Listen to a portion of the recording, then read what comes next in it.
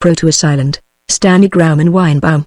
The brown Maori in the bow of the outrigger stared hard at Austin Island, slowly swimming nearer, then he twisted to fix his anxious brown eyes on Carver. "Taboo!" he exclaimed. "Taboo! Austin taboo!" Carver regarded him without change of expression. He lifted his gaze to the island. With an air of sullen brooding, the Maori returned to his stroke. The second Polynesian threw the zoologist a pleading look. "Taboo," he said. "Austin taboo." The white man studied him briefly, but said nothing. The soft brown eyes fell and the two bent to their work. But as Carver stared eagerly shoreward, there was a mute, significant exchange between the natives. The pro slid over green combers toward the foam-skirted island, then began to sheer off as if reluctant to approach. Carver's jaw squared. "Maloa. Put in, you chocolate pig. Put in. Do you hear?" He looked again at the land. Austin Island was not traditionally sacred, but these natives had a fear of it for some reason. It was not the concern of a zoologist to discover why. The island was uninhabited and had been charted only recently. He noted the fern forests ahead, like those of New Zealand, the Corrie pine and Dammer Darkwood hills, a curve of white beach, and between them a moving dot in Abduruk's Mantelli, thought Carver a Kiwi. The pro worked cautiously shoreward. "Taboo," Maloa kept whispering. "In plenty Booniep, hope there is," the white man grunted. "I'd hate to go back to Jameson and the others at Macquarie without at least one little Booniep, or anyway a ghost of a fairy." He grinned. "Booniep Carver is not bad, eh? Look good in natural history books with pictures." On the approaching beach the Kiwi scuttled for the forest if it was a Kiwi after all. It looked queer, somehow, and Carver squinted after it. Of course, it had to be an Apteryx. These islands of the New Zealand group were too deficient in fauna for it to be anything else. One variety of dog, one sort of rat, and two species of bat that covered the mammalian life of New Zealand. Of course, there were the imported cats, pigs and rabbits that ran wild on the North and the Middle Islands, but not here. Not on the Aucklands, not on Macquarie, least of all here on Austin, out in the lonely sea between Macquarie and the desolate Balleny Islands, far down on the edge of Antarctica. No, the scuttling dot must have been a Kiwi. The craft grounded. Kulu, in the bow, leapt like a brown flash to the beach and drew the prow above the gentle inwash of the waves.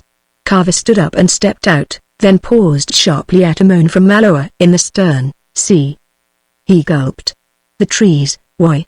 The Booniep trees." Carver followed his pointing figure. "The trees, what about them?" "That they were beyond the beach as they had fringed the sands of Macquarie and of the Aucklands." Then he frowned. He was no botanist, that was Hal Burton's field, back with Jameson and the fortune at Macquarie Island. He was a zoologist, aware only generally of the variations of flora. Yet he frowned. The trees were vaguely queer. In the distance they had resembled the giant ferns and towering Corrie pine that one would expect. Yet here, close at hand, they had a different aspect, not a markedly different one, it is true, but nonetheless, a strangeness. The Corrie pines were not exactly Corrie, nor were the tree ferns quite the same cryptogamia that flourished on the Aucklands and Macquarie. Of course, those islands were many miles away to the north, and certain local variations might be expected. All the same, mutants, he muttered, frowning.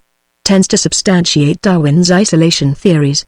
I'll have to take a couple of specimens back to Hal Burton. "Why," said Kalu nervously, "we go back now?" "Now," exploded Carver. "We just got here. Do you think we came all the way from Macquarie for one look? We stay here a day or two, so I have a chance to take a look at this place's animal life." "What's the matter, anyway?" "The trees, why?" wailed Maloa. Booniep exclamation mark. "The walking trees, the talking trees, bar. Walking and talking, eh?" He seized a stone from the pebbled beach and sent it spinning into the nearest mass of dusky green. "Let's hear 'em say a few cuss words, then." The stone tore through leaves and creepers, and the gentle crash died into motionless silence. Or not entirely motionless, for a moment something dark and tiny fluttered there, and then soared briefly into black silhouette against the sky. It was small as a sparrow, but bat-like, with membranous wings. Yet Carver stared at it amazed, for it trailed a 12-inch tail, thin as a pencil, but certainly an appendage no normal bat ought to possess. For a moment or two the creature fluttered awkwardly in the sunlight, its strange tail lashing, and then it swooped again into the dusk of the forest whence his missile had frightened it. There was only an echo of its wild, shrill cry remaining, something that sounded like "queer." "We are, what the devil?" said Carver. There are two species of Chiroptera in New Zealand and neighboring islands, and that was neither of them. No bat has a tail like that. Kalu and Maloa were wailing in chorus.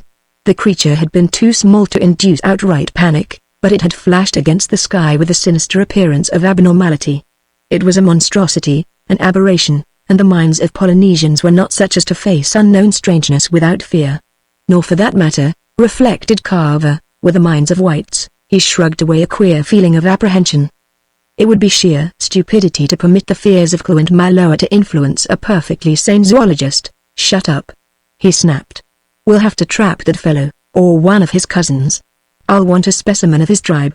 Ramalofidi, I'll bet a trade dollar, but a brand new species. We'll net one tonight. The voices of the two brown islanders rose in terror. Carver cut in sharply on the protests and expostulations and fragmentary descriptions of the horrors of bunyips, walking and talking trees, and the bat-winged spirits of evil. Come on, he said gruffly. Turn out the stuff in the pro. I'll look along the beach for a stream of fresh water. Mawson reported water on the north side of the island. Maloa and Kalu were muttering as he turned away.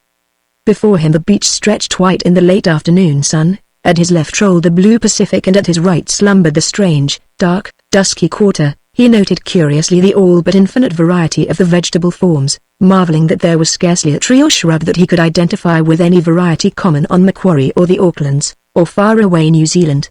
But, of course, he mused, he was no botanist. Anyway, remote islands often produced their own particular varieties of flora and fauna.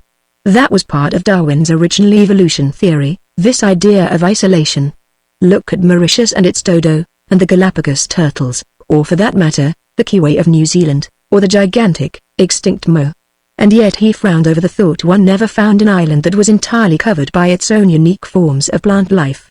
Wind-blown seeds of ocean-borne debris always caused an interchange of vegetation among islands. Birds carried seeds clinging to their feathers, and even the occasional human visitors aided in the exchange. Besides, a careful observer like Mawson in 1911 would certainly have reported the peculiarities of Austin Island.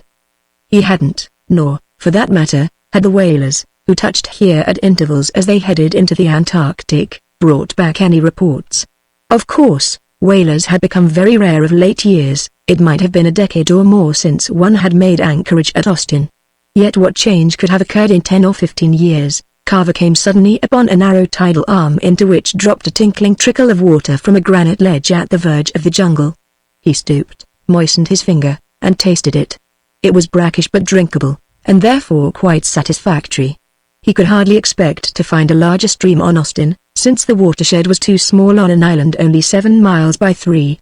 With his eyes he followed the course of the brook up into the tangle of fern forest, and a flash of movement arrested his eyes. For a moment he gazed in complete incredulity, knowing that he couldn't possibly be seeing what he was seeing. The creature had apparently been drinking at the brink of the stream, for Carver glimpsed it first in kneeling position. That was part of the surprise, the fact that it was kneeling, for no animal save man ever assumes that attitude, and this being, whatever it might be, was not human. Wild, yellow eyes glared back at him, and the thing rose to an erect posture. It was a biped, a small travesty of man, standing no more than 20 inches in height.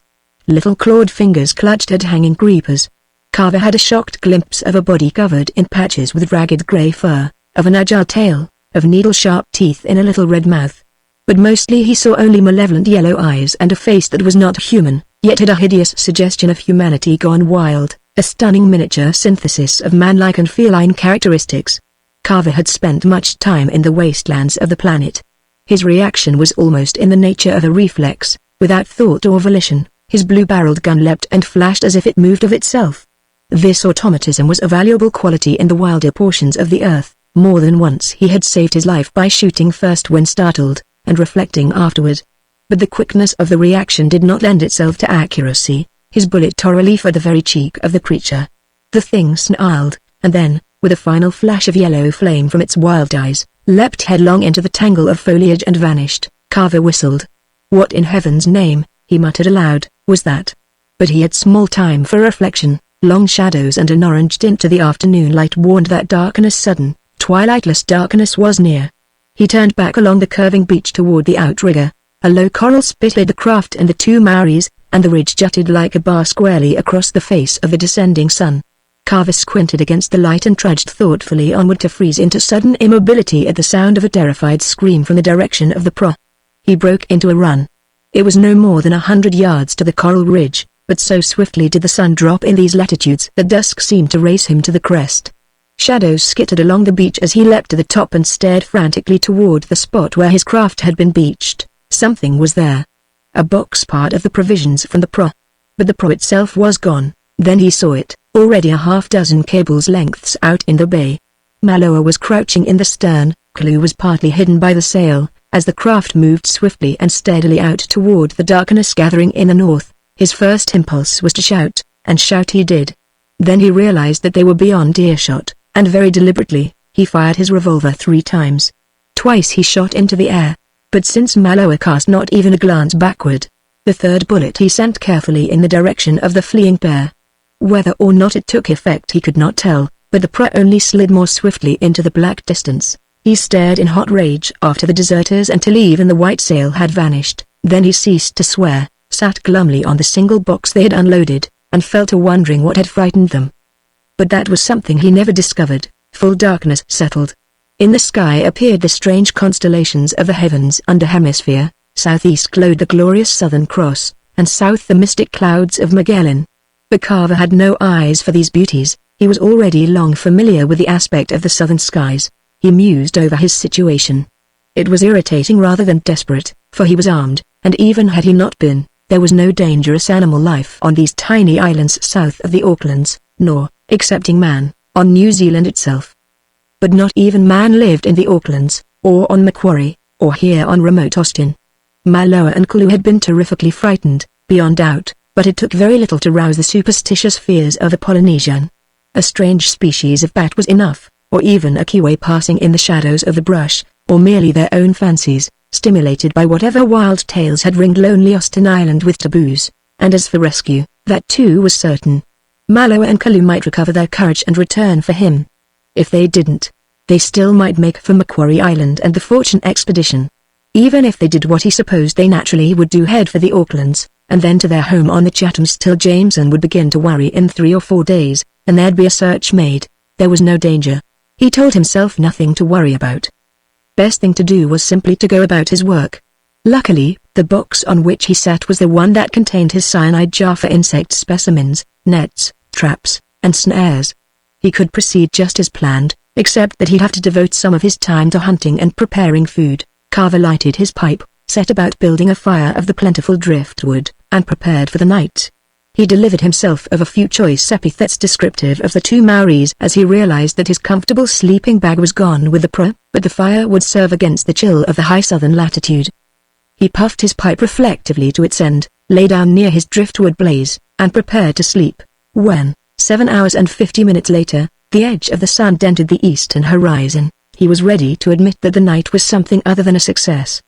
He was hardened to the tiny, persistent fleas that skipped out of the sand, and his skin had long been toughened to the bloodthirsty night insects of the islands. Yet he had made a decided failure at the attempt to sleep. Why? It surely couldn't be nervousness over the fact of strange surroundings and loneliness. Alan Carver had spent too many nights in wild and solitary places for that. Yet the night sounds had kept him in a perpetual state of half-wakeful apprehension, and at least a dozen times he had started to full consciousness in a sweat of nervousness. Why? He knew why. It was the night sounds themselves. Not their loudness nor their menace, but their variety. He knew what darkness ought to bring forth in the way of noises. He knew every bird call and bat squeak indigenous to these islands. But the noises of night here on Austin Island had refused to conform to his pattern of knowledge. They were strange, unclassified, and far more varied than they should have been, and yet, even through the wildest cry, he fancied a disturbing note of familiarity. Carver shrugged. In the clear daylight his memories of the night seemed like foolish and perverse notions, quite inexcusable in the mind of one as accustomed to lonely places as himself. He heaved his powerful form erect, stretched, and gazed toward the matted tangle of plant life under the tree ferns. He was hungry, and somewhere in there was breakfast, either fruit or bird. Those represented the entire range of choice, since he was not at present hungry enough to consider any of the other possible variations: rat, bat, or dog. That covered the fauna of these islands. Did it, indeed? He frowned as sudden remembrance struck him. What of the wild, yellow-eyed imp that had snarled at him from the brookside. He had forgotten that in the excitement of the desertion of Clo and Mallower. That was certainly neither bat, rat, nor dog. What was it? Still frowning, he felt his gun, glancing to assure himself of its readiness. The two Maoris might have been frightened away by an imaginary menace, but the thing by the brook was something he could not ascribe to superstition. He had seen that. He frowned more deeply as he recalled the tailed bat of earlier in the preceding evening. That was no native fancy either. He strode toward the fern forest. Suppose Austin Island did harbor a few mutants, freaks, and individual species. What of it? So much the better. It justified the Fortune expedition. It might contribute to the fame of one Alan Carver, zoologist, if he were the first to report this strange, insular animal world. And yet it was queer that Mawson had said nothing of it, nor had the whalers. At the edge of the forest he stopped short. Suddenly he perceived what was responsible for its aspect of queerness. He saw what Mallower had meant when he gestured toward the trees. He gazed incredulously, peering from tree to tree. It was true. There were no related species. There were no two trees alike. Not two alike. Each was individual in leaf, bark, stem. There were no two the same. No two trees were alike. But that was impossible. Botanist or not, he knew the impossibility of it. It was all the more impossible on a remote island where inbreeding must of necessity take place. The living forms might differ from those of other islands, but not from each other, at least, not in such incredible profusion. The number of species must be limited by the very intensity of competition on an island. Must be. Carver stepped back a half-dozen paces, surveying the forest wall. It was true. There were ferns innumerable, there were pines, there were deciduous trees, but there were, in the 100-yard stretch he could scan accurately, no two alike. No two, even, with enough similarity to be assigned to the same species, perhaps not even to the same genus. He stood frozen in uncomprehending bewilderment. What was the meaning of it? What was the origin of this unnatural plenitude of species and genera? How could any one of the numberless forms reproduce unless there were somewhere others of its kind to fertilize it? It was true, of course, that blossoms on the same tree could cross-fertilize each other, but where, then, were the offspring? It is a fundamental aspect of nature that from acorns spring oaks, and from corycones spring cory pines. In utter perplexity, he turned along the beach, edging away from the wash of the waves into which he had almost backed. The solid wall of forest was immobile save where the sea breeze ruffled its leaves, but all that Carver saw was the unbelievable variety of those leaves. Nowhere was there a single tree that resembled any he had seen before. There were compound leaves, and digitate, palmate, cordate, acuminate, bipinnate, and ensiform ones. There were specimens of every variety he could name, and even a zoologist can name a number if he has worked with a botanist like Hal Burton. But there were no specimens that looked as if they might be related, however distantly, to any one of the others. It was as if, on Austin Island, the walls between the genera had dissolved, and only the grand divisions remained. Carver had covered nearly a mile along the beach before the pangs of hunger recalled his original mission to his mind. He had to have food of some sort, animal or vegetable. With a feeling of distinct relief, he eyed the beach birds quarreling raucously up and down the sand. At least, they were perfectly normal representatives of the genus Larus. But they made, at best, but tough and oily fare, and his glance returned again to the mysterious woodlands. He saw now a trail or path, or perhaps just a chance thinning of the vegetation along a subsoil ridge of rock, that led into the green shades, slanting toward the forested hill at the western end of the island. That offered the first convenient means of penetration he had encountered, and in a moment he was slipping through the dusky aisle, watching sharply for either fruit or bird. He saw fruit in plenty. Many of the trees bore globes and ovoids of various sizes, but the difficulty, so far as Carver was concerned, was that he saw none he could recognize as edible. He dared not chance biting into some poisonous variety, and heaven alone knew what wild and deadly alkaloids this queer island might produce. Birds fluttered and called in the branches, but for the moment he saw none large enough to warrant a bullet. And besides, another queer fact had caught his attention. He noticed that the farther he proceeded from the sea, the more bizarre became the infinite forms of the trees of the forest. Along the beach he had been able at least to assign an individual growth to its family, if not its genus, but here even those distinctions began to vanish. He knew why. The coastal growths are crossed with strays from other islands, he muttered. But in here they've run wild. The whole island's run wild. The movement of a dark mass against the leaf-sprinkled sky caught his attention. A bird? If it were, It was a much larger one than the inconsiderable passerine songsters that fluttered about him. He raised his revolver carefully, and fired. The weird forest echoed to the report. A body large as a duck crashed with a long, strange cry, thrashed briefly among the grasses of the forest floor, and was still. Carver hurried forward to stare in perplexity at his victim. It was not a bird. It was a climbing creature of some sort, armed with viciously sharp claws and wicked, needle-pointed white teeth in a triangular little red mouth. It resembled quite closely a small dog if one could imagine a tree-climbing dog, and for a moment Carver froze in surprise at the thought that he had inadvertently shot somebody's mongrel terrier, or at least some specimen of Canis, but the creature was no dog. Even disregarding its plunge from the treetops, Carver could see that the retractile claws, 5 on the forefeet, 4 on the hind, were evidence enough, but stronger still was the evidence of those needle teeth. This was one of the Felidae. He could see further proof in the yellow, slitted eyes that glared at him in moribund hate, to lose their fire now in death. This was no dog, but a cat. His mind flashed to that other apparition on the bank of the stream. That had borne a wild aspect of feline nature, too. What was the meaning of it? Cats that looked like monkeys, cats that looked like dogs. He had lost his hunger. After a moment he picked up the furry body and set off toward the beach. The zoologist had superseded the man. This dangling bit of disintegrating protoplasm was no longer food, but a rare specimen. He had to get to the beach to do what he could to preserve it. It would be named after him, Felis Carver, doubtless. A sound behind him brought him to an abrupt halt. He peered cautiously back through the branch-roofed tunnel. He was being trailed. Something, bestial or human, lurked back there in the forest shadows. He saw it or them dimly, as formless as darker shades in the shifting array that marked the wind-stirred leaves. For the first time, the successive mysteries began to induce a sense of menace. He increased his pace. The shadows slid and skittered behind him, and, lest he ascribe the thing to fancy, a low cry of some sort, a subdued howl, rose in the dusk of the forest at his left, and was answered at his right. He dared not run, knowing that the appearance of fear too often brought a charge from both beasts and primitive humans. He moved as quickly as he could without the effect of flight from danger, and at last saw the beach. There in the opening he would at least distinguish his pursuers, if they chose to attack, but they didn't. He backed away from the wall of vegetation, but no forms followed him. Yet they were there. All the way back to the box and the remains of his fire, he knew that just within the cover of the leaves lurked wild forms. The situation began to prey on his mind. He couldn't simply remain on the beach indefinitely, waiting for an attack. Sooner or later he'd have to sleep, and then better to provoke the attack at once, see what sort of creatures he faced, and try to drive them off or exterminate them. He had, after all, plenty of ammunition. He raised his gun, aimed at the skittering shadow, and fired. There was a howl that was indubitably bestial. Before it had quivered into silence, others answered.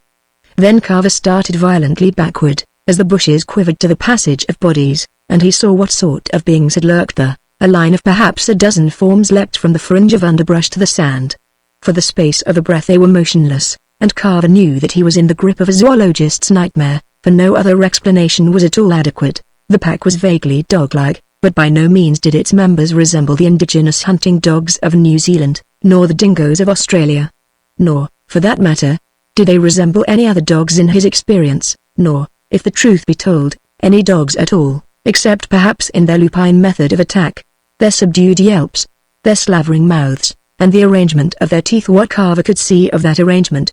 But the fact that bore home to him now was another stunning repetition of all his observations of Austin Island. They did not resemble each other.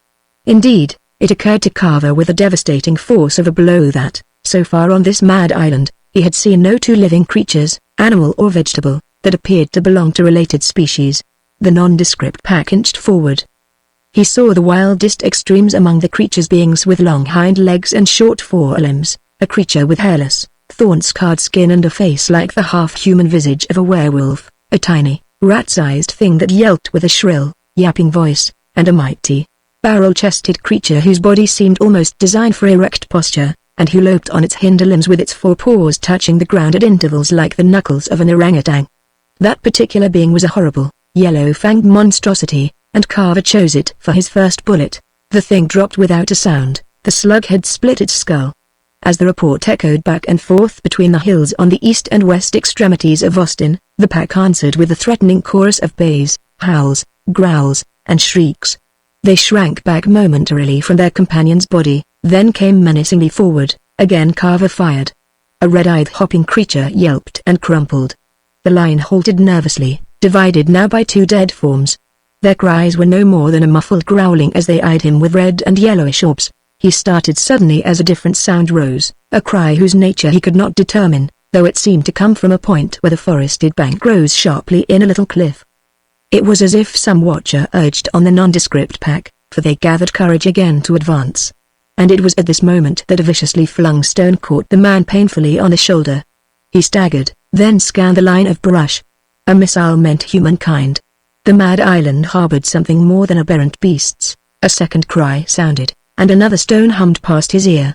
But this time he had caught the flash of movement at the top of the cliff, and he fired instantly. There was a scream.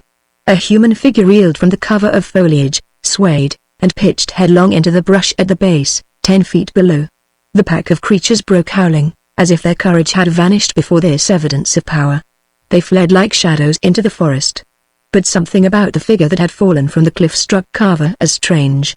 He frowned, waiting a moment to assure himself that the nondescript pack had fled, and that no other menace lurked in the brush. Then he darted toward the place where his assailant had fallen. The figure was human, beyond doubt, or was it? Here on this mad island where species seemed to take any form, Carver hesitated to make even that assumption. He bent over his fallen foe, who lay face down, then turned the body over. He stared. It was a girl. Her face, still as the features of the Buddha of Nikko, was young and lovely as a Venetian bronze figurine, with delicate features that even in unconsciousness had a wildness apparent in them. Her eyes, closed though they were, betrayed a slight, dryad-like slant. The girl was white, though her skin was sun-darkened almost to a golden hue. Carver was certain of her color, nevertheless, for at the edges of her single garment an untanned hide of leopard-like fur, already stiffening and cracking her skin, showed whiter. Had he killed her? Curiously perturbed, he sought for the wound, and found it, at last, in a scarcely bleeding graze above her right knee. His shot had merely spun her off balance. It was the 10-foot fall from the cliff that had done the damage, of which the visible evidence was a reddening bruise of her left temple. But she was living. He swung her hastily into his arms and bore her across the beach, away from the brush in which her motley pack was doubtless still lurking. He shook his nearly empty canteen, then tilted her head to pour water between her lips. Instantly her eyes flickered open, and for a moment she stared quite uncomprehendingly into Carver's eyes, not 12 inches from her own. Then her eyes widened, not so much in terror as in startled bewilderment. She twisted violently from his arms, tried twice to rise, and twice fell back as her legs refused to support her. At last she lay quite passive, keeping her fascinated gaze on his face, but Carver received a shock as well. As her lids lifted, he started at the sight of the eyes behind them. They were unexpected, despite the hint given by their ever-so-faint oriental cast, for they flamed upon him in a tawny hue. They were amber, almost golden, and wild as the eyes of a votary of Pan.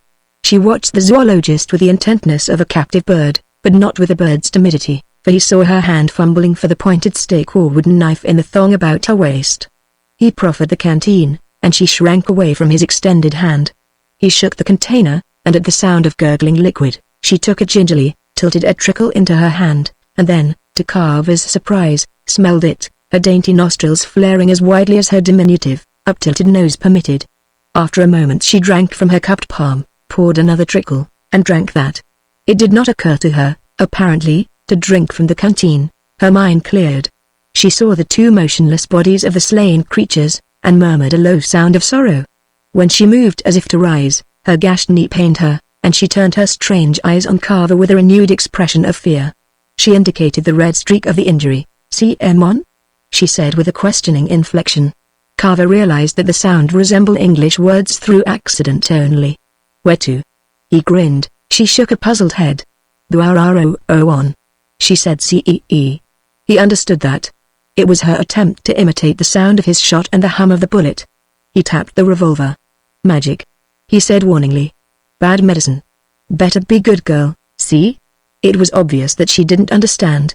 "Thumbie?" he tried. "You marry?" No result save a long look from slanting, golden eyes. "Well," he grunted, "sprechen Sie Deutsch, then? Or Kanika? Or what the devil?" "That's all I know. Latinum Intelligenzen, CM1?" she said faintly, her eyes on the gun. She rubbed the scratch on her leg and the bruise on her temple, apparently ascribing both to the weapon. "All right," Carver acceded grimly. He reflected that it could do no harm to impress the girl with his powers. "Ah, come on. Watch this." He leveled his weapon at the first target he saw, a dead branch that jutted from a drifted log at the end of the coral spit. It was thick as his arm, but it must have been thoroughly rotted, for instead of stripping a bit of bark as he expected, the heavy slug shattered the entire branch. "Oh, oh, oh," gasped the girl, clapping her hands over her ears. Her eyes flickered sideways at him, then she scrambled wildly to her feet. She was in sheer panic. "No, you don't," he snapped. He caught her arm. "You stay right here." For a moment he was amazed at the lithe strength of her. Her free arm flashed upward with a wooden dagger, and he caught that wrist as well. Her muscles were like tempered steel wires. She twisted frantically, then, with sudden yielding, stood quietly in his grasp, as if she thought, "What use to struggle with a god?" He released her. "Sit down," he growled. She obeyed his gesture rather than his voice. She sat on the sand before him, gazing up with a trace of fear but more of wariness in her honey-hued eyes. "Where are your people?" he asked sharply, pointing at her and then waving in an inclusive gesture at the forest. She stared without comprehension, and he varied his symbolism. "Your home, then?" He pantomimed the act of sleeping. The result was the same, simply a troubled look from her glorious eyes. "Now what the devil?" he muttered. "You have a name, haven't you? A name? Look." He tapped his chest. "Alan. Get it? Alan. Alan." That she understood instantly. "Alan," she repeated dutifully, looking up at him, but when he attempted to make her assign a name to herself, he failed utterly. The only effect of his efforts was a deepening of the perplexity in her features. He reverted, at last, to the effort to make her indicate in some fashion the place of her home and people, varying his gestures in every way he could devise. And at last she seemed to comprehend. She rose doubtfully to her feet and uttered a strange, low, mournful cry. It was answered instantly from the brush, and Carver stiffened as he saw the emergence of that same motley pack of nondescript beings. They must have been watching, lurking just beyond view. Again they circled the two slain members as they advanced. Carver whipped out his revolver.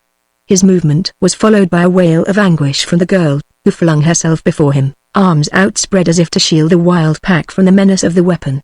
She faced him fearfully, yet defiantly, and there was puzzled questioning in her face as well. It was as if she accused the man of ordering her to summon her companions only to threaten them with death. He stared. "Okay," he said at last. "What's a couple of rare specimens on an island that's covered with them? Send them away." She obeyed his gesture of command. The weird pack slunk silently from view, and the girl backed hesitantly away as if to follow them, but halted abruptly at Carver's word. Her attitude was a curious one, partly fear, but more largely composed, it seemed, of a sort of fascination, as if she did not quite understand the zoologist's nature. This was a feeling he shared to a certain extent, for there was certainly something mysterious in encountering a white girl on this mad Austin island. It was as if there were one specimen, and only one, of every species in the world here on this tiny islet, and she were the representative of humanity. But still he frowned perplexedly into her wild, amber eyes. It occurred to him again that on the part of Austin he had traversed he had seen no two creatures alike. Was this girl, too, a mutant, a variant of some species other than human, who had through mere chance adopted a perfect human form? As, for instance, the dog-like cat whose body still lay on the sand where he had flung it. Was she, perhaps, the sole representative of the human form on the island, Eve before Adam, in the garden? There had been a woman before Adam, he mused. "We'll call you Lilith," he said thoughtfully. The name fitted her wild, perfect features and her flame-hued eyes. Lilith, the mysterious being whom Adam found before him in paradise, before Eve was created. "Lilith," he repeated. "Alan Lilith." "See?"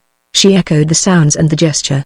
Without question she accepted the name he had given her, and that she understood the sound as a name was evident by her response to it. For when he uttered it a few minutes later, her amber eyes flashed instantly to his face and remained in a silent question. Carver laughed and resumed his puzzled thoughts. Reflectively, he produced his pipe and packed it, then struck a match and lighted it. He was startled by a low cry from the girl Lilith, and looked up to see her extended hand. For a moment he failed to perceive what she sought, and then her fingers closed around the hissing stem of the match. She had tried to seize the flame as one takes a fluttering bit of cloth. She screamed in pain and fright. At once the pack of nondescripts appeared at the edge of the forest, voicing their howls of anger, and Carver whirled again to meet them. But again Lilith, recovering from the surprise of the burn, halted the pack with her voice, and sent them slinking away into the shadows. She sucked her scorched fingers and turned widened eyes to his face.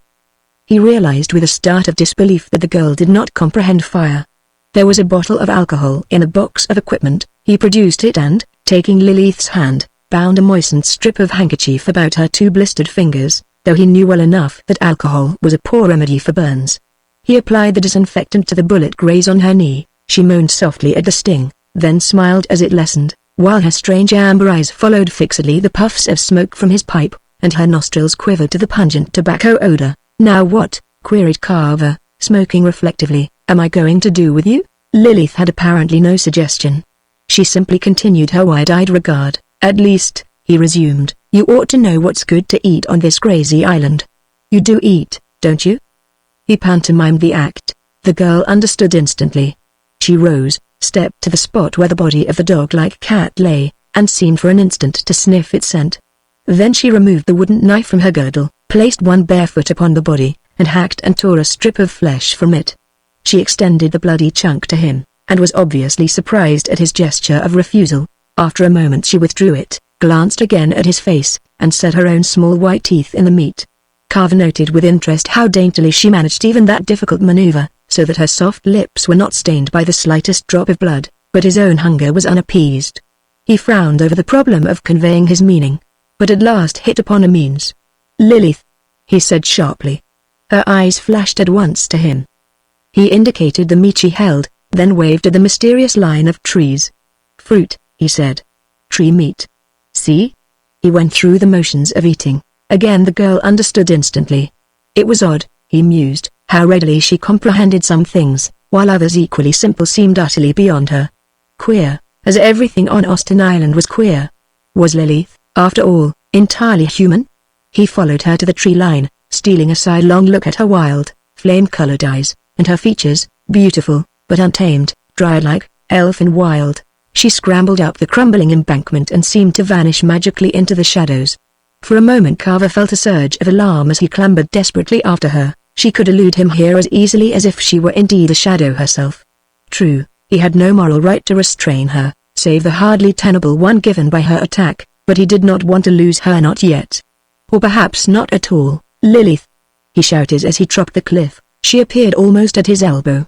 Above them twined a curious vine like a creeping conifer of some kind, bearing white-greenish fruits the size and shape of a pullet's egg. Lilith seized one, halved it with agile fingers, and raised a portion to her nostrils. She sniffed carefully, daintily, then flung the fruit away. "Parbo," she said, wrinkling her nose distastefully. She found another sort of queerly unprepossessing fruit composed of 5 finger-like protuberances from a fibrous disc, so that the whole bore the appearance of a large, malformed hand. This she sniffed as carefully as she had the other, then smiled sidewise up at him. "Bo," she said, extending it. Carver hesitated. After all, it was not much more than an hour ago that the girl had been trying to kill him. Was it not entirely possible that she was now pursuing the same end, offering him a poisonous fruit? She shook the unpleasantly bulbous object. "Bo," she repeated, and then, exactly as if she understood his hesitancy, she broke off one of the fingers and thrust it into her own mouth. She smiled at him. "Good enough, Lilith." He grinned, taking the remainder. It was much pleasanter to the tongue than to the eye. The pulp had a tart sweetness that was vaguely familiar to him, but he could not quite identify the taste. Nevertheless, encouraged by Lilith's example, he ate until his hunger was appeased. The encounter with Lilith and her wild pack had wiped out thoughts of his mission. Striding back toward the beach he frowned, remembering that he was here as Alan Carver, zoologist, and in no other role. Yet where could he begin? He was here to classify and to take specimens, but what was he to do on a mad island where every creature was of an unknown variety? There was no possibility of classification here, because there were no classes. There was only one of everything, or so it appeared. Rather than set about a task futile on the very face of it, Carver turned his thoughts another way. Somewhere on Austin was the secret of this riotous disorder, and it seemed better to seek the ultimate key than to fritter away his time at the endless task of classifying. He would explore the island. Some strange volcanic gas, he mused vaguely, or some queer radioactive deposit analogous to Morgan's experiments with X-rays on germplasm. or something else. There must be some answer. Come on, Lilith, he ordered, and set off toward the west, where the hill seemed to be higher than the opposing eminence at the island's eastern extremity. The girl followed with her accustomed obedience, with her honey-hued eyes fastened on Carver in that curious mixture of fear, wonder, and perhaps a dawning light of worship. The zoologist was not too preoccupied with the accumulation of mysteries to glance occasionally at the wild beauty of her face, and once he caught himself trying to picture her in civilized attire, her mahogany hair confined under one of the current tiny hats, her lithe body sheathed in finer textile than the dried and cracking skin she wore, her feet in dainty leather, and her ankles in chiffon. He scowled and thrust the visualization away, but whether because it seemed too anomalous or too attractive he did not trouble to analyze. He turned up the slope. Austin was heavily wooded, like the Aucklands, but progress was easy, for it was through a forest, not a jungle. A mad forest, true enough, but still comparatively clear of underbrush. A shadow flickered, then another. But the first was only a queen's pigeon, erecting its glorious feather crest, and the second only an owl parrot. The birds on Austin were normal, they were simply the ordinary feathered life of the southern seas. Why? Because they were mobile, they traveled, or were blown by storms, from island to island. It was mid-afternoon before Carver reached the peak, where a solemn outcropping of black basalt rose treeless, like a forester's watchtower. He clambered up its eroded sides and stood with Lilith beside him, gazing out across the central valley of Austin Island to the hill at the eastern point, rising until its peak nearly matched their own. Between sprawled the wild forest, in whose depths blue-green shadows shifted in the breeze like squalls visible here and there on the surface of a calm lake. Some sort of soaring bird circled below, and far away, in the very center of the valley, was the sparkle of water. That, he knew, must be the rivulet he had already visited. But nowhere at all was there any sign of human occupation to account for the presence of Lilith. No smoke, no clearing, nothing. The girl touched his arm timidly, and gestured toward the opposite hill. Pabo, she said tremulously. It must have been quite obvious to her that he failed to understand, for she amplified the phrase. Ah, she growled, drawing her perfect lips into an imitation of a snarl. Pabo, Layshot. She pointed again toward the east. Was she trying to tell him that some fierce beasts dwelt in that region? Carver could not interpret her symbolism in any other way, and the phrase she had used was the same she had applied to the poisonous fruit. He narrowed his eyes as he gazed intently toward the eastern eminence, then started. There was something, not on the opposing hill, but down near the flash of water midway between. At his side hung the prism binoculars he used for identifying birds. He swung the instrument to his eyes. What he saw, still not clearly enough for certainty, was a mound or structure, vine-grown and irregular. But it might be the roofless walls of a ruined cottage. The sun was sliding westward. Too late in the day now for exploration, but tomorrow would do. He marked the place of the mound in his memory, then scrambled down. As darkness approached, Lilith began to evince a curious reluctance to move eastward, hanging back, sometimes dragging timidly at his arm. Twice she said no, no. And Carver wondered whether the word was part of her vocabulary or whether she had acquired it from him. Heaven knew, he reflected amusedly, that he had used the word often enough, as one might use it to a child. He was hungry again, despite the occasional fruits Lilith had plucked for him. On the beach he shot a magnificent Cygnus atratus, a black Australian swan, and carried it with its head dragging, while Lilith, awed by the shot, followed him now without objection. He strode along the beach to his box, not that that stretch was any more desirable than the next, but if Kalu and Maloa were to return, or were to guide a rescue expedition from the Fortune, that was the spot they'd seek first. He gathered driftwood, and, just as darkness fell, lighted a fire. He grinned at Lilith's start of panic and her low of sheer terror as the blaze of the match caught and spread. She remembered her scorched fingers, doubtless, and she circled warily around the flames, to crouch behind him where he sat plucking and cleaning the great bird. She was obviously quite uncomprehending as he pierced the fowl with a spit and set about roasting it, but he smiled at the manner in which her sensitive nostrils twitched at the combined odor of burning wood and cooking meat. When it was done, he cut her a portion of the flesh, rich and fat like roast goose, and he smiled again at her bewilderment. She ate it, but very gingerly, puzzled alike by the heat and the altered taste. Beyond question she would have preferred it raw and bleeding. When she had finished, she scrubbed the grease very daintily from her fingers with wet sand at a tidal pool. Carver was puzzling again over what to do with her. He didn't want to lose her, yet he could hardly stay awake all that night to guard her. There were the ropes that had lashed his case of supplies. He could, He supposed, tie her wrists and ankles, but somehow the idea appealed to him not at all.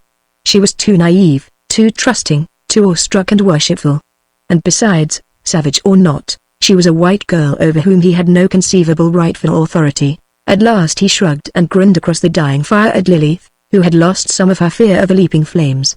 "It's up to you," he remarked amiably. "I'd like you to stick around, but I won't insist on it," she answered his smile with her own quick, flashing one, and the gleam of eyes exactly the color of the flames they mirrored, but she said nothing. Carver sprawled in the sand. It was cool enough to dull the activities of the troublesome sand fleas, and after a while he slept. His rest was decidedly intermittent. The wild chorus of night sounds disturbed him again with its strangeness, and he woke to see Lilith staring fixedly into the fire's dying embers. Some time later he awakened again. Now the fire was quite extinct, but Lilith was standing. While he watched her silently, she turned toward the forest. His heart sank. She was leaving, but she paused. She bent over something dark, the body of one of the creatures he had shot. The big one, it was. He saw her struggle to lift it, and, finding the weight too great, drag it laboriously to the coral spit and roll it into the sea. Slowly she returned. She gathered the smaller body into her arms and repeated the act, standing motionless for long minutes over the black water. When she returned once more she faced the rising moon for a moment, and he saw her eyes glistening with tears. He knew he had witnessed a burial. He watched her in silence. She dropped to the sand near the black smear of ashes, but she seemed in no need of sleep. She stared so fixedly and so apprehensively toward the east that Carver felt a sense of foreboding. He was about to raise himself to sitting position when Lilith, as if arriving at a decision after long pondering, suddenly sprang to her feet and darted across the sand to the trees. Startled, he stared into the shadows, and out of them drifted that same odd call he had heard before. He strained his ears, and was certain he heard a faint yelping among the trees. She had summoned her pack. Carver drew his revolver quietly from its holster and half rose on his arm. Lilith reappeared. Behind her, darker shadows against the shadowy growths, lurked wild forms, and Carver's hand tightened on the grip of his revolver, but there was no attack. The girl uttered a low command of some sort. The slinking shadows vanished, and she returned alone to her place on the sand. The zoologist could see her face, silver pale in the moonlight, as she glanced at him, but he lay still in apparent slumber, and Lilith, after a moment, seemed ready to imitate him. The apprehension had vanished from her features. She was calmer, more confident. Carver realized why. Suddenly, she had set her pack to guard against whatever danger threatened from the east. Dawn roused him. Lilith was still sleeping, curled like a child on the sand, and for some time he stood gazing down at her. She was very beautiful, and now, with her tawny eyes closed, she seemed much less mysterious. She seemed no island nymph or dryad, but simply a lovely, savage, primitive girl. Yet he knew, or he was beginning to suspect, the mad truth about Austin Island. If the truth were what he feared, then he might as well fall in love with a sphinx, or a mermaid, or a female centaur, as with Lilith. He steeled himself. "Lilith!" he called gruffly. She awoke with a start of terror. For a moment she faced him with sheer panic in her eyes, then she remembered, gasped, and smiled tremulously. Her smile made it very hard for him to remember what it was that he feared in her, for she looked beautifully and appealingly human save for her wild, flame-colored eyes, and even what he fancied he saw in those might be but his own imagining. She followed him toward the trees. There was no sign of her bestial bodyguards, though Carver suspected their nearness. He breakfasted again on fruits chosen by Lilith, selected unerringly, from the almost infinite variety, by her delicate nostrils. Carver mused interestedly that smell seemed to be the one means of identifying genera on this insane island. Smell is chemical in nature. Chemical differences meant glandular ones, and glandular differences, in the last analysis, probably accounted for racial ones. Very likely the differences between a cat, say, and a dog was, in the ultimate sense, a glandular difference. He scowled at the thought and stared narrowly at Lilith, but, peer as he might, she seemed neither more nor less than an unusually lovely little savage except for her eyes. He was moving toward the eastern part of the island, intending to follow the brook to the site of the ruined cabin, if it was a ruined cabin. Again he noted the girl's nervousness as they approached the stream that nearly bisected this part of the valley. Certainly, unless her fears were sheer superstition, there was something dangerous there. He examined his gun again, then strode on. At the bank of the brook Lilith began to present difficulties. She snatched his arm and tugged him back, wailing, "No, no, no," in frightened repetition. When he glanced at her in impatient questioning, she could only repeat her phrase of yesterday. "Lay shot," she said, anxiously and fearfully. "Lay shot, Humphrey," he growled. "A cannon's the only bird I ever heard of that." He turned to follow the watercourse into the forest. Lilith hung back. She could not bring herself to follow him there. For an instant he paused, looking back at her slim loveliness, then turned and strode on. Better that she remained where she was. Better if he never saw her again, for she was too beautiful for close proximity. Yet heaven knew, he mused, that she looked human enough. But Lilith rebelled. Once she was certain that he was determined to go on, she gave a frightened cry. "Alan!" she called. "Alan!" He turned, astonished that she remembered his name, and found her darting to his side. She was pallid, horribly frightened, but she would not let him go alone, yet there was nothing to indicate that this region of the island was more dangerous than the rest. There was the same mad profusion of varieties of vegetation, the same unclassifiable leaves, fruits, and flowers. Only or he imagined this there were fewer birds. One thing slowed their progress. At times the eastern bank of the rivulet seemed more open than their side, but Lilith steadfastly refused to permit him to cross. When he tried it, she clung so desperately and so violently to his arms that he at last yielded, and ploughed his way through the underbrush on his own bank. It was as if the watercourse were a dividing line, a frontier, or he frowned a border. By noon they had reached a point which Carver knew must be close indeed to the spot he sought. He peered through the tunnel that arched over the course of the brook, and there ahead, so overgrown that it blended perfectly with the forest wall, he saw it. It was a cabin, or the remains of one. The log walls still stood, but the roof, doubtless of thatch, had long ago disintegrated. But what struck Carver first was the certainty, evident in design, in window openings, in doorway, that this was no native hut. It had been a white man's cabin of perhaps 3 rooms. It stood on the eastern bank, but by now the brook had narrowed to a mere rill, gurgling from pool to tiny rapids. He sprang across, disregarding Lilith's anguished cry. But at a glimpse of her face he did pause. Her magnificent honey-hued eyes were wide with fear, while her lips were set in a tense little line of grimaced determination. She looked as an ancient martyr must have looked marching out to face the lions, as she stepped deliberately across to his side. It was almost as if she said, "If you are bound to die, then I will die beside you." Yet within the crumbling walls there was nothing to inspire fear. There was no animal life at all, except a tiny, rat-like being that skittered out between the logs at their approach. Carver stared around him at the grassy and fern-grown interior, at the remnants of decaying furniture and the fallen debris. It had been years since this place had known human occupants, a decade at the very least. His foot struck something. He glanced down to see a human skull and a human femur in the grass. And then other bones, though none of them were in a natural position. Their former owner must have died there where the ruined cot sagged, and been dragged here by whatever it was that had feasted on human carrion. He glanced sidewise at Lilith, but she was simply staring affrightedly toward the east. She had not noticed the bones, or if she had, they had meant nothing to her. Carver poked gingerly among them for some clue to the identity of the remains, but there was nothing save a corroded belt buckle. That, of course, was a little. It had been a man, and most probably a white man. Most of the debris was inches deep in the accumulation of loam. He kicked among the fragments of what must once have been a cupboard, and again his foot struck something hard and round, no skull this time, but an ordinary jar. He picked it up. It was sealed, and there was something in it. The cap was hopelessly stuck by the corrosion of years. Carver smashed the glass against a log. What he picked from the fragments was a notebook, yellow-edged and brittle with time.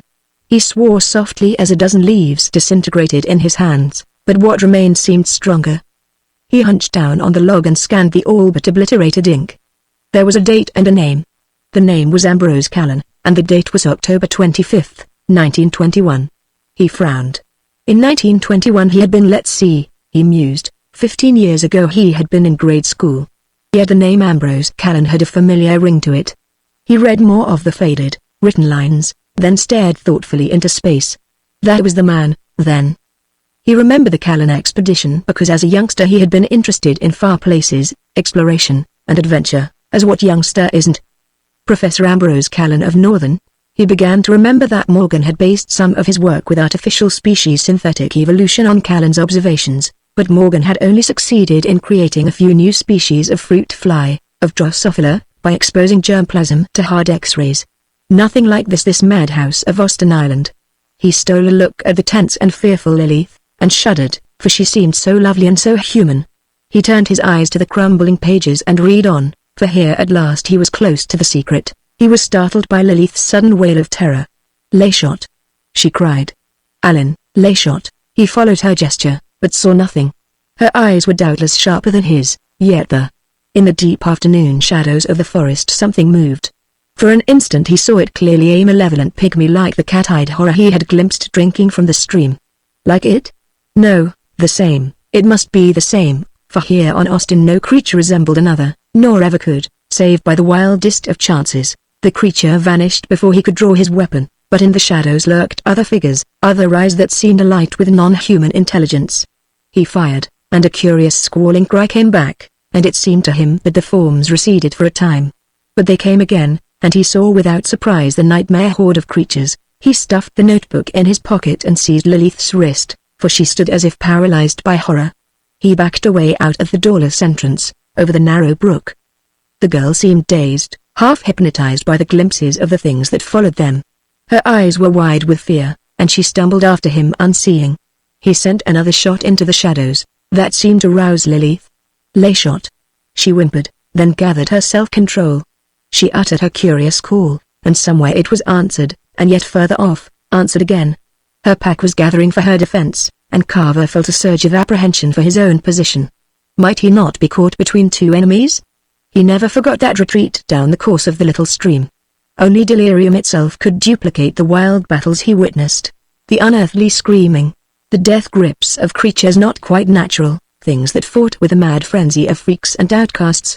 He and Lilith must have been slain immediately save for the intervention of her pack. They slunk out of the shadows with low, bestial noises, circling Carver cautiously, but betraying no scrap of caution against the other things. He saw or sensed something that had almost escaped him before. Despite their forms, whatever their appearance happened to be, Lilith's pack was dog-like. Not in looks, certainly, it was far deeper than that. In nature, in character, that was it. And their enemies, wild creatures of nightmare though they were, had something feline about them. Not in appearance, no more than the others, but in character and actions. Their method of fighting, for instance, all but silent, with deadly claw and needle teeth, none of the fencing of canine nature, but with the leap and talons of feline. But their aspect, their catness was more submerged by their outward appearance, for they ranged from the semi-human form of the little demon of the brook to Ophidian-headed things as heavy and lithe as a panther. And they fought with a ferocity and intelligence that was itself abnormal. Carver's gun helped. He fired when he had any visible target, which was none too often, but his occasional hits seemed to instill respect into his adversaries. Lilith, weaponless save for stones and her wooden knife, simply huddled at his side as they backed slowly toward the beach. Their progress was maddeningly slow, and Carver began to note apprehensively that the shadows were stretching toward the east, as if to welcome the night that was sliding around from that half of the world. Night meant destruction, if they could attain the beach, and if Lilith's pack could hold the others at bay until Carver could build a fire, they might survive. But the creatures that were allied with Lilith were being overcome. They were hopelessly outnumbered. They were being slain more rapidly with each one that fell, as ice melts more swiftly as its size decreases. Carver stumbled backward into orange-tinted sunlight. The beach. The sun was already touching the coral spit, and darkness was a matter of minutes, brief minutes.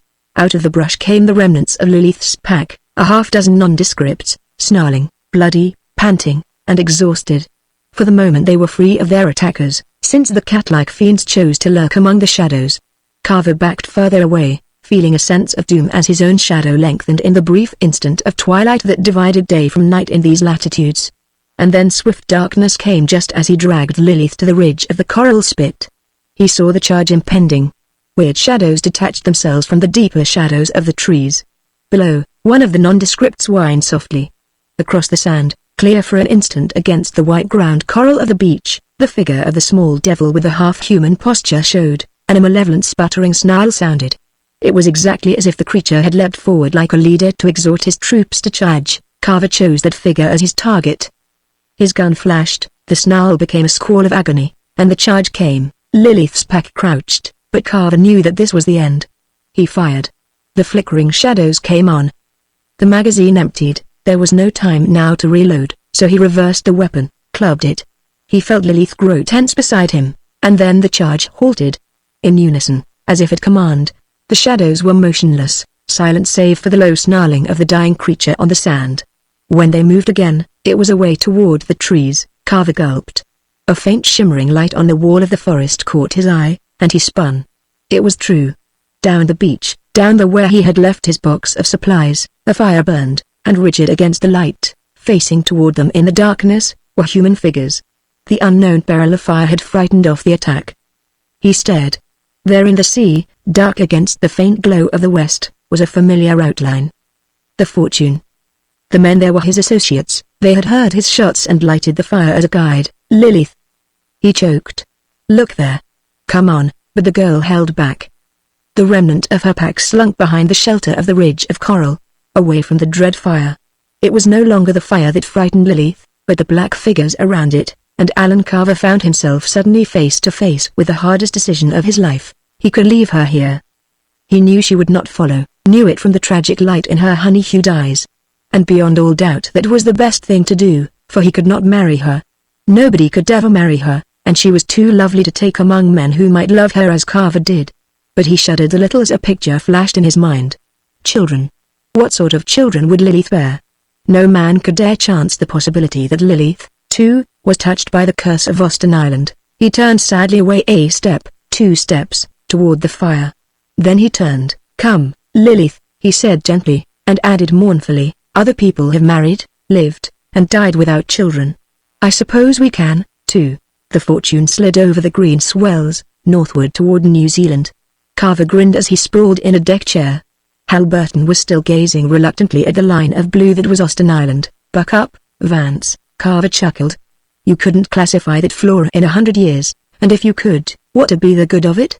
There's just one of each, anyway. I'd give 2 toes and a finger to try, said Hal Burton. You had the better part of 3 days there, and might have had more if you hadn't winged Mallower. They'd have gone home to the Chatham's shore, if your shot hadn't got his arm. That's the only reason they made for Macquarie, and lucky for me they did. Your fire scared off the cats. The cats, eh? Would you mind going over the thing again, Alan? It's so crazy that I haven't got it all yet. Sure. Just pay attention to teacher and you'll catch on. He grinned. Frankly, at first I hadn't a glimmering of an idea myself. The whole island seemed insane. No 2 living things alike. Just one of each genus, and all unknown genre at that. I didn't get a single clue until after I met Lilith. Then I noticed that she differentiated by smell. She told good fruits from poisonous ones by the smell, and she even identified that first cat thing I shot by smell. She'd eat that because it was an enemy, but she wouldn't touch the dog things I shot from her pack. So what? Asked Hal Burton, frowning. Well, smell is a chemical sense. It's much more fundamental than outward form, because the chemical functioning of an organism depends on its glands. I began to suspect right then that the fundamental nature of all living things on Austin Island was just the same as anywhere else. It wasn't the nature that was changed, but just the form. See? Not a bit, you will. You know what chromosomes are, of course. They're the carriers of heredity, or rather, according to Weissman, they carry the genes that carry the determinants that carry heredity. A human being has 48 chromosomes, of which he gets 24 from each parent. So, said Hal Burton. Has a tomato? Yes, but a tomato's 48 chromosomes carry a different heredity, else one could cross a human being with a tomato. But to return to the subject, all variations in individuals come about from the manner in which chance shuffles these 48 chromosomes with their load of determinants. That puts a pretty definite limit on the possible variations. For instance, eye color has been located on one of the genes on the 3rd pair of chromosomes. Assuming that this gene contains twice as many brown eye determinants as blue eye ones, the chances are 2 to 1 that the child of whatever man or woman owns the particular chromosome will be brown-eyed if his mate has no marked bias either way. See, I know all that. Get along to Ambrose Callan and his notebook, coming to it. Now remember that these determinants carry all heredity, and that includes shape, size, intelligence, character, coloring, everything. People or plants and animals can vary in the vast number of ways in which it is possible to combine 48 chromosomes with their cargo of genes and determinants. But that number is not infinite. There are limits to size, to coloring, to intelligence. Nobody ever saw a human race with sky blue hair, for instance. Nobody'd ever want to. Grunted Hal Burton, and, proceeded Carver, that is because there are no blue hair determinants in human chromosomes. But and here comes Callan's idea. Suppose we could increase the number of chromosomes in a given ovum. What then? In humans or tomatoes, if, instead of 48, there were 480, the possible range of variation would be 10 times as great as it is now. In size, for instance, instead of the present possible variation of about 2.5 feet, there might vary 25 feet. And in shape a man might resemble almost anything. That is, almost anything within the range of the mammalian orders. And in intelligence he paused thoughtfully. But how, cut in Halberton, did Callan propose to accomplish the feat of inserting extra chromosomes? Chromosomes themselves are microscopic, genes are barely visible under the highest magnification, and nobody ever saw a determinant. I don't know how, said Carver gravely. Part of his notes crumbled to dust, and the description of his method must have gone with those pages. Morgan uses hard radiations, but his object and his results are both different. He doesn't change the number of chromosomes. He hesitated. I think Callan used a combination of radiation and injection, he resumed. I don't know. All I know is that he stayed on Austin 4 or 5 years, and that he came with only his wife. That part of his notes is clear enough. He began treating the vegetation near his shack, and some cats and dogs he had brought. Then he discovered that the thing was spreading like a disease. Spreading? Echoed Halberton. Of course.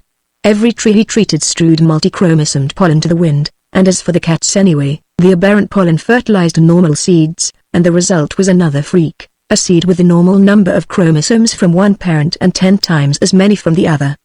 The variations were endless. You know how swiftly corrie and tree ferns grow, and these had a possible speed of growth 10 times as great. The freaks overran the island, smothering out the normal growths. And Callan's radiations, and perhaps his injections, too, affected Austin Island's indigenous life. The rats, the bats. They began to produce mutants. He came in 1918, and by the time he realized his own tragedy, Austin was an island of freaks where no child resembled its parents save by the merest chance. His own tragedy? What do you mean? Well, Callan was a biologist, not an expert in radiation. I don't know exactly what happened. Exposure to X-rays for long periods produces burns, ulcers, malignancies. Maybe Callan didn't take proper precautions to shield his device, or maybe he was using a radiation of peculiarly irritating quality. Anyway, his wife sickened first an ulcer that turned cancerous. He had a radio wireless, rather, in 1921, and he summoned his sloop from the Chathams. It sank off that coral spit, and Callan, growing desperate, succeeded somehow in breaking his wireless. He was no electrician, you see. Those were troubled days, after the close of the war. With Callan's sloop sunk, no one knew exactly what had become of him, and after a while he was forgotten. When his wife died, he buried her, but when he died there was no one to bury him. The descendants of what had been his cats took care of him, and that was that. Yeah? What about Lilith? Yes, said Carver soberly. What about her? When I began to suspect the secret of Austin Island, that worried me. Was Lilith really quite human? Was she, too, infected by the taint of variation, so that her children might vary as widely as the offspring of the cats? She spoke not a word of any language I knew, or I thought so, anyway, and I simply couldn't fit her in. But Callan's diary and notes did it for me. How? She's the daughter of the captain of Callan's sloop, whom he rescued when it was wrecked on the Coral Point. She was 5 years old then, which makes her almost 20 now. As for language, well, perhaps I should have recognized the few halting words she recalled. CM for instance, was comment, that is, how? And parbo was simply parbon, not good. That's what she said about the poisonous fruit. And lay shot was lay chats, for somehow she remembered, or sensed, that the creatures from the eastern end were cats. About her, for 15 years, centered the dog creatures, who despite their form were, after all, dogs by nature, and loyal to their mistress. And between the two groups was eternal warfare. But are you sure Lilith escaped the taint? Her name's Lucine, mused Carver, but I think I prefer Lilith. He smiled at the slim figure clad in a pair of Jameson's trousers and his own shirt, standing there in the stern looking back at Austin. Yes, I'm sure. When she was cast on the island, Callan had already destroyed the device that had slain his wife and was about to kill him. He wrecked his equipment completely, knowing that in the course of time the freaks he had created were doomed. Doomed? Yes. The normal strains, hardened by evolution, are stronger. They're already appearing around the edges of the island, and someday Austin will betray no more peculiarities than any other remote islet. Nature always reclaims her own.